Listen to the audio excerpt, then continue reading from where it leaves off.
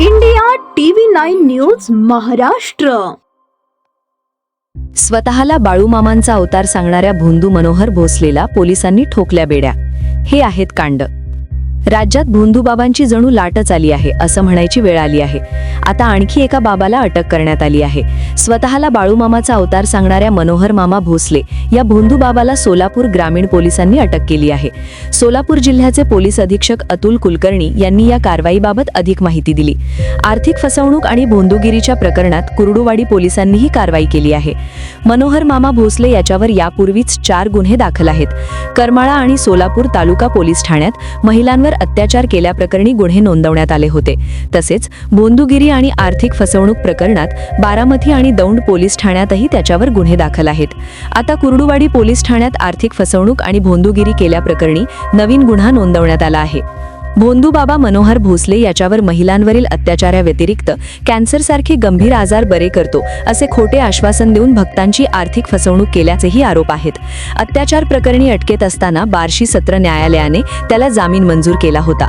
सद्यस्थितीत तो जामिनावर असतानाच कुर्डुवाडी पोलिसांनी त्याला पुन्हा ताब्यात घेतले आहे. भोंदू बाबा सर्वसामान्य नागरिकांची दिशाभूल करून फसवणूक करत होता. व्यवसाय आणि उद्योगात भरभराट आणण्यासाठी पूजा अर्चा केली पाहिजे असे सांगून त्याने एका व्यक्तीकडे 2 लाख रुपयांची मागणी केली होती. संबंधित भक्ताने मनोहर मामा आणि त्याच्या साथीदाराला 50,000 रुपये दिले होते.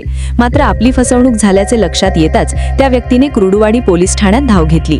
त्यानुसार मनोहर भोसले आणि त्याच्या साथीदारावर आर्थिक फसवणूक, जादूटोणा विरोधी कायदा आणि अंधश्रद्धा निर्मूलन कलमांतर्गत गुन्हा दाखल करण्यात आला. या प्रकरणात कुर्डुवाडी पोलिसांनी तपास चक्रे फिरवत मनोहर भोसलेला पुण्यातून अटक केली आहे. मनोहर भोसले उर्फ मामा याला ताब्यात घेतलेला आहे. त्याच्यावरती अटकेची कारवाई सुरू असल्याची माहिती आहे. काय नेमकं प्रकरण आहे, कशासाठी ताब्यात घेतलं? कुर्डुवाडी पोलीस स्टेशन अंतर्गत 192/26 एक गुन्हा दाखल झालेला आहे.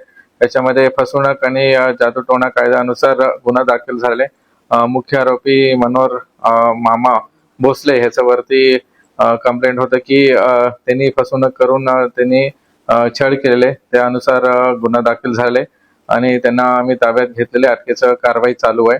ह्याचा अगोदर पण त्यांच्यावरती 21 मध्ये 4 गुन्हे दाखल झाला होता. सोलापूर ग्रामीण आणि पुणे ग्रामीणलाही दाखल होता. ह्याच्यामध्ये खास करून बलात्कार, विनयभंग आणि परत जादूटोणाच्या कायद्यानुसार गुन्हा दाखल झाला होता.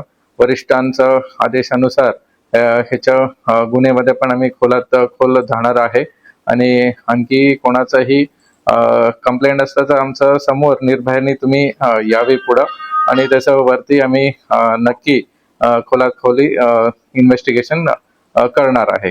धन्यवाद. हे प्रकरण काय सांगता येऊ शकते? कशा पद्धतीचे होतं त्यांनी यांना तिथं त्यांचं काही आर्थिक अडचणी होते.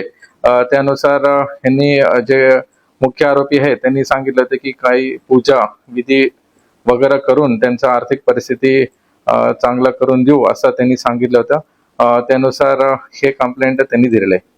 अटकेची कारवाई पूर्ण झालेली आहे का?